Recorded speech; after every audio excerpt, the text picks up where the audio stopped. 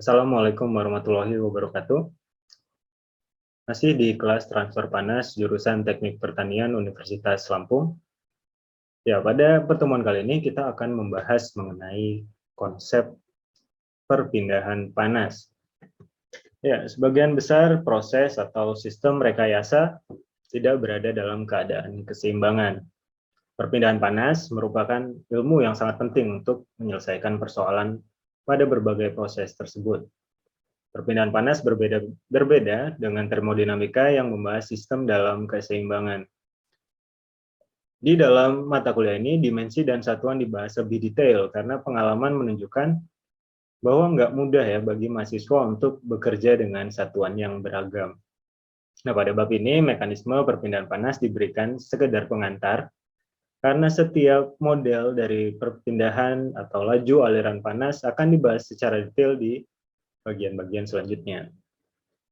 Nah, setelah menyelesaikan bab ini, saya harap kalian semua mahasiswa diharapkan dapat memahami tentang pertama pentingnya mata kuliah ini ya dalam bidang keteknikan pertanian, kemudian mekanisme perpindahan panas, yang ketiga sifat-sifat termal bahan, dan terakhir adalah konsep tahanan termal dan analogi jaringan listrik. Ya, perpindahan panas dan termodinamika.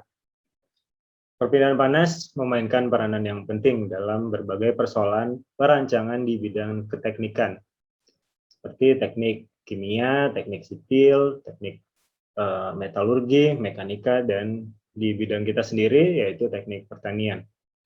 Dalam bidang teknik pertanian, berbagai persoalan memerlukan pemecahan berdasarkan analisis perpindahan panas. Nah, perpindahan panas itu sendiri merupakan ilmu yang mempelajari perpindahan energi pada suatu bahan yang terjadi karena adanya perbedaan suhu. Jadi ada gradien suhu di situ. Di dalam termodinamika, perpindahan energi ini didefinisikan sebagai panas. Namun, termodinamika hanya membicarakan sistem dalam keadaan equilibrium atau keseimbangan. Termodinamika bisa digunakan untuk menaksir besarnya energi yang diperlukan untuk mengubah suatu sistem dari keadaan keseimbangan ke keadaan keseimbangan lain. Namun, nggak bisa dipakai untuk menaksir seberapa cepat laju perubahan itu terjadi. Karena selama proses, sistem nggak berada dalam keseimbangan. Nah, ilmu perpindahan panas tidak hanya menerangkan bagaimana panas itu dihantarkan, tetapi juga untuk menaksir laju penghantaran panas pada suatu kondisi tertentu. Dalam perpindahan panas, laju penghantaran panas menjadi tujuan analisis. Nah, hal inilah yang membedakan antara perpindahan panas yang kita pelajari sekarang dengan termodinamika. Ilmu perpindahan panas melengkapi hukum-hukum pertama dan kedua termodinamika dengan hukum-hukum yang dapat dipakai untuk menjelaskan laju perpindahan energi. Ya, sebagai contoh, coba perhatikan sebatang sendok yang dipakai untuk mengaduk kopi panas ya. Nah, termodinamika bisa digunakan untuk menduga suhu akhir dari keseimbangan kopi dan sendok. Tapi nggak bisa menyelesaikan seberapa lama kondisi keseimbangan tercapai. Ingat waktunya ya. Seberapa lama kondisi keseimbangan tercapai. Atau berapa suhu sendok setelah waktu tertentu sebelum keseimbangan. Nah, perpindahan panas bisa digunakan untuk menaksir suhu sistem sendok dan air sebagai fungsi waktu. Nah, panas selalu mengalir dari daerah dengan suhu yang lebih tinggi ke daerah lain dengan suhu yang lebih rendah. Jumlah aliran panas dinyatakan dengan notasi Q dengan satuan energi Joule. Sedangkan laju aliran panas dinyatakan dengan notasi Q dot. Ada titik ya di atas Q-nya, jadi Q dot. Nilai Q dot didasarkan pada aliran energi per satuan waktu, bisa jam, bisa detik. Kemudian satuan untuk Q dot yang umum digunakan adalah watt. Laju aliran panas per satuan luas, atau Q, atau disebut Q flux, atau flux panas, atau aliran panas spesifik. Harga Q dot atau Q kecil dot atau flux panas merupakan suatu vektor yang arahnya berhimpit dengan arah penyebaran panas. Ya, mari kita lihat contoh soal ini ya, sebuah bola tembaga berdiameter 10 cm mengalami pendinginan dari suhu rata-rata 150 derajat Celcius menjadi 100 derajat Celcius dalam waktu 30 menit di udara atmosfer yang bersuhu 25 derajat Celcius.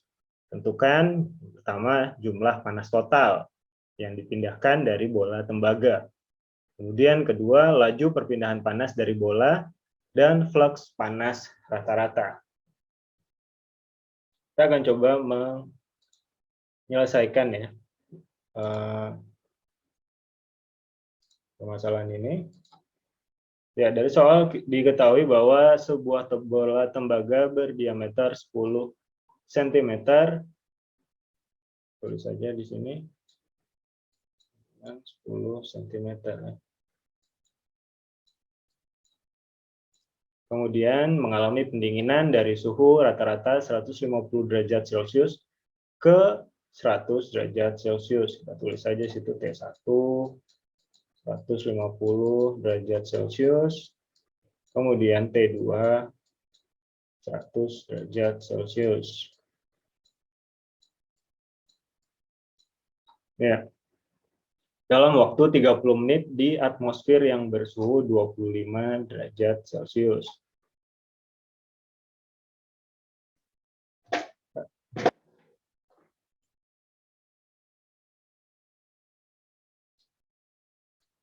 Kemudian kita punya waktu 30 menit.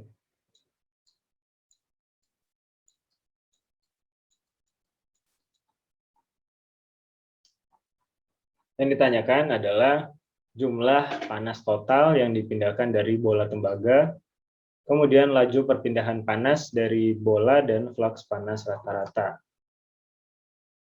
Ya, kita tahu bahwa sifat termofisik sebagian bahan bervariasi terhadap suhu. Nah, sifat ini kita tentukan pada suhu rata-ratanya atau T average-nya. Average sama dengan ini rata-rata dari T1 dan T2. Nah, sekitar 250 dibagi 2, 125.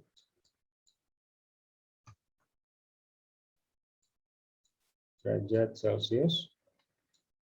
Ubah ke Kelvin jadi sekitar 398 Kelvin.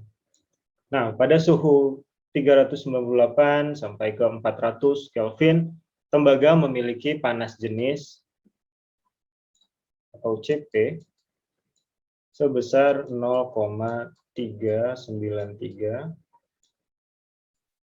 kilojoule per kilogram Kelvin. Nah, massa jenis tembaga Rho ketahui 8950 kilogram per meter kubik.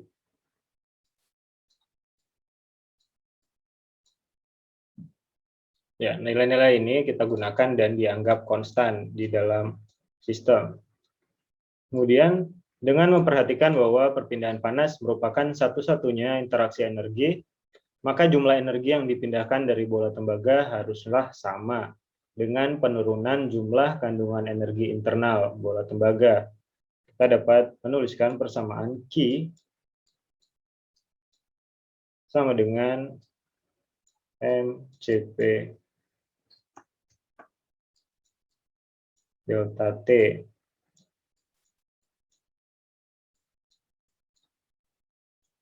dengan M adalah Rho dikali volume. Volumenya kita masukkan volume bola. Rho sama dengan D pangkat 3 Pi bagi 6. Ya, Rho-nya kita punya, kemudian diameternya kita punya juga. Hasilnya sekitar 4,69 kg. Kita udah punya M, masukkan ke dalam sini. M dikali CP, CP-nya kita punya, dan delta T. Delta T 150 dikurang 100. Kemudian setelah dihitung, panas total sekitar minus 92,2 kilojoule. Nah, tanda negatif yang di depan ini menunjukkan bahwa panas lepas dari bola tembaga. Kita bisa menggunakan nilai positif dan menyatakan arah perpindahan panas. Nah, dalam hal ini kita dapat mengatakan Q sama dengan 92,2 kilojoule yang lepas dari bola tembaga ke udara atmosfer. Kemudian, untuk pertanyaan kedua, laju perpindahan dari bola, laju perpindahan panas dari bola. D ya. Q dot sama dengan Q dibagi T. Dengan Q yang kita dapatkan di perhitungan barusan, yaitu jumlah panas total dibagi dengan waktunya. Sama dengan 92,2 dibagi 1800 second. Ini hasil dari ini ya. Kemudian hasilnya adalah 0,0512 kilojoule per second. Kalau sama dengan 51,2 watt.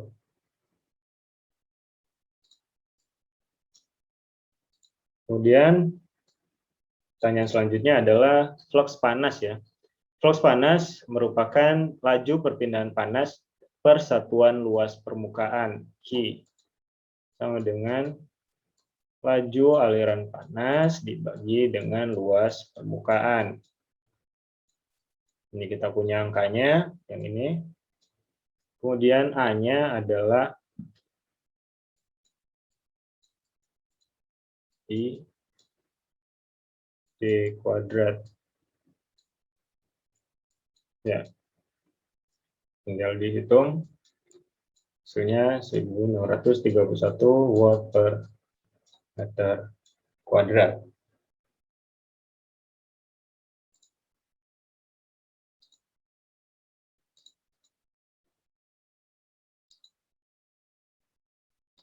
Ya, itu tadi merupakan penyelesaian dari soal seperti ini ya.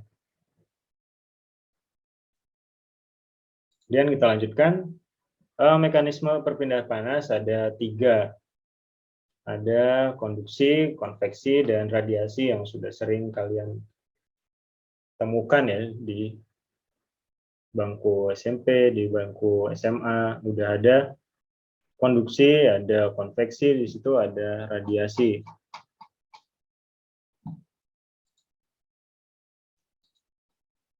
Nah, konduksi apabila suatu gradien suhu terjadi pada suatu benda, maka akan terjadi perpindahan panas dari daerah dengan suhu tinggi ke daerah dengan suhu rendah.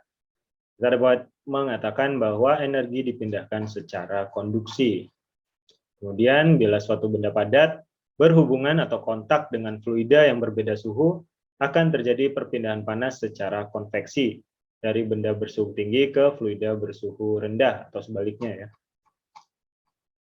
Kemudian, berlainan dengan perpindahan energi melalui penghantar yang konduksi dan konveksi, perpindahan panas secara radiasi terjadi secara langsung oleh perbedaan suhu. Nah, di dalam gambar ini kita bisa melihat contoh dari perpindahan panas simultan ya. Kopi panas di dalam termos, terdapat beberapa mekanisme laju perpindahan panas. Ada konduksi di situ, ada konveksi di situ, dan ada radiasi ya di dalam sistem ini. Jadi di dalam kehidupan sehari-hari sebenarnya banyak banget terjadi mekanisme perpindahan panas.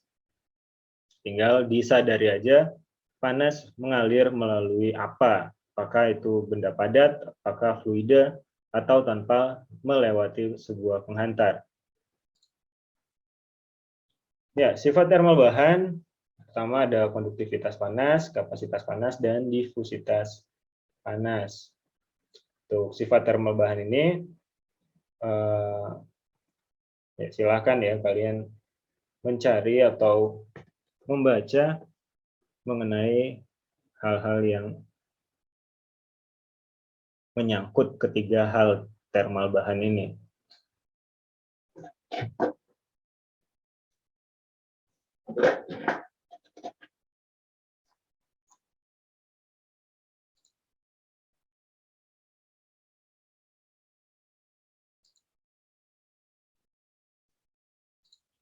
Ya, kemudian untuk konsep tahanan termal pada laju perpindahan panas akan dijelaskan di subbab selanjutnya. Karena pada saat ini yang akan dibahas hanya konsep perpindahan panas saja. Untuk konsep tahanan termal akan dijelaskan di bab selanjutnya. Akan kita perbanyak ya latihan soal agar lebih mudah memahami mengenai konsep tahanan termal, mengenai mekanisme perpindahan panas, dan mengenai sifat-sifat termal bahan. Nah, kuliah kali ini saya cukupkan segini aja. Akan kita lanjutkan lagi di kuliah selanjutnya. Terima kasih atas perhatiannya. Saya mohon maaf jika ada kesalahan. Assalamualaikum warahmatullahi wabarakatuh.